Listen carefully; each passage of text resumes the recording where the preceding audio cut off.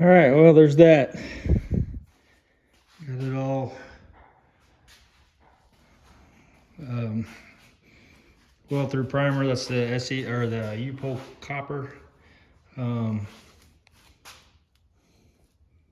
yeah, I just unmask. I masked all those places that I knew I was going to need to weld, then came back and threw that down. So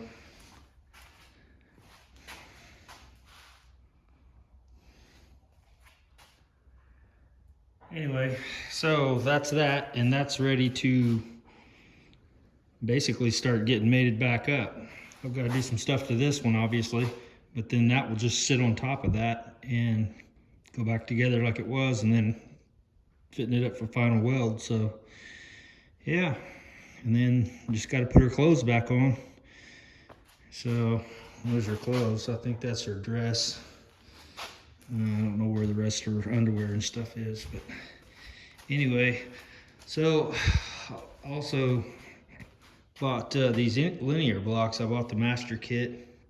It just came in today, and I hope they're all that they're supposed to be. So they have the rigid block, semi-rigid or semi-flex block, and then the ultra flex block, with these really flex. And I like these because of the handle. And I'm just going to tell you, I have no clue what's the best, because they got so many out there now.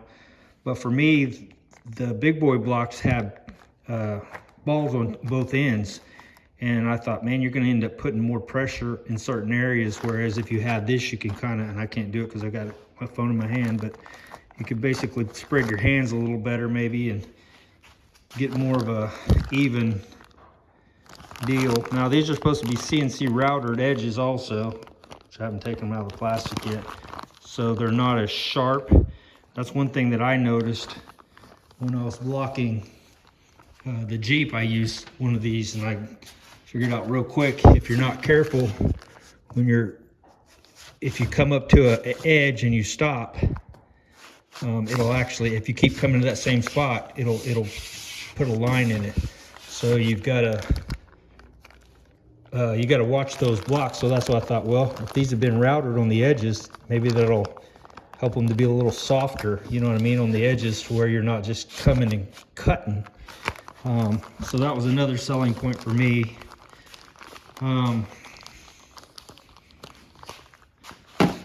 And I just like the way these things look like they flex, and the way they're made. It just seems very consistent. So anyway, that's why I bought them. There's a whole bunch of different kinds out there of these, and I have some Lucky blocks and some other ones, spring steel blocks and everything. But these right here, I've ran across them, and I've been kicking it around for probably over a year, maybe 2 years. Trying to wonder if I want to pull the trigger on these. But seeing some of the stuff, some of the work that they do, how straight these cars are, how flat, and just, I thought, you know what, if I'm going to take this to the highest level that I can go with my talent, I'm going to need something like this. I got my hinges blasted and prepped, or not hinges, my trunk, well, yeah, trunk hinges. I was having a problem. You can see I have one up there, one piece up here. I was having a problem finding the tubular rivets, and ended up going to a place online called JC. Talked to a guy named Kevin Bush, and he really hooked me up. He sent me all these rivets to try to see which ones that would work, because they don't make those rivets anymore. They make you buy the whole thing. Well, I don't pay $200 for that. Those are original pieces, so why not use the original pieces? Just do what I've done there. So what I ended up having to do is, for that, you can see here, These are semi-tubular rivets, and hopefully that'll show up. But they come like this, and this is like a 1 9/16 I think. Well, that was too long, but I thought maybe I can bore down into that. So I measured out everything, and exactly what I did. And so I bored down into that, and that's the right one. Nope, that's not the right one. I don't know why that's not fitting. Yeah, is that the right one? I don't have my glasses on. Hold on a second. Sucks you get old. Yeah, that's the one I bored it on down in there, and then hello. Oh, I ended up cutting. Yeah, I ended up cutting a piece of this off. Okay, so that's why it was longer when I had the other deal on there, and then I actually had to cut a piece off, because when you press these, and I can't show you, but they basically just press over. And so you have a tool that you have to buy, which is this tool here. This goes in an air impact gun. And so basically, you're just gonna slide it through, have that sitting on something solid, and then that'll go in there and mushroom it over, basically. But anyway, I want to give a shout out to this guy, because if you need any rivets or anything like that, man, this guy was so helpful. He sent me all this stuff, and he's like, just see if it works. If it doesn't work, then we'll figure something out. And if we do find one that works, then you know, you can go ahead and buy the tool, which was $40. I'm like, are you serious? And so yeah, he took some of the best customer service I've seen in years. If we could get that customer service back, man, that would be awesome, because this guy is pretty amazing. So what else? I think that's it. It's funny, I was watching Juby's channel the other night. He said he didn't let his workers have tables because of that. And I'm that guy. I am that guy. See, I couldn't work for Juby. He'd fire me, because I'm that guy. But I'll make it work. So I am I don't know what you would call me. I'm a mess. What's funny is I'm a perfectionist. And so you would think my shop would be perfect, but I don't. It's like I go to work on this and tools go to flying, and then next thing you know, I've got freaking mess everywhere. But this, as long as that looks good, that's, you know what I mean? It's funny how that works. So hopefully when we're done with this, it will be absolutely beautiful. And then I'll pick up my tools. So no, I actually did just pick up my tools. That table was a mess with tools. And so I try to pick them up after each time, just so I'm not hunting and tripping over stuff. And I got that wall there, and that helps me, you know, not lose a lot of stuff. So that makes it nice for all my grinding tools and hammers and all the stuff. And then that's nice to have the welding stuff all together. But yeah, these two tables, I just picked these up from Sam's, I think. And yeah, they become a junk table, but I'll clean them off. I did beat them out flat with a hammer and dolly. These edges here, went back over with a hammer and dolly, straightened everything out. Just kind of ridiculous type stuff, but I mean, it's stuff that I'll notice. So, but anyway, yeah, straightened these edges out here. They were kind of bent around. Welded all the stuff that I showed you guys before up. I think it was on this side was it? No, it was this side. And once again, I can't see. Was it this side? Yeah, because I welded across here.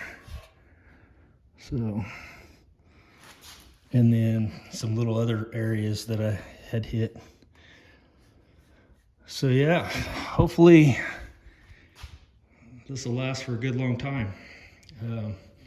I think it's above and beyond what the factory did.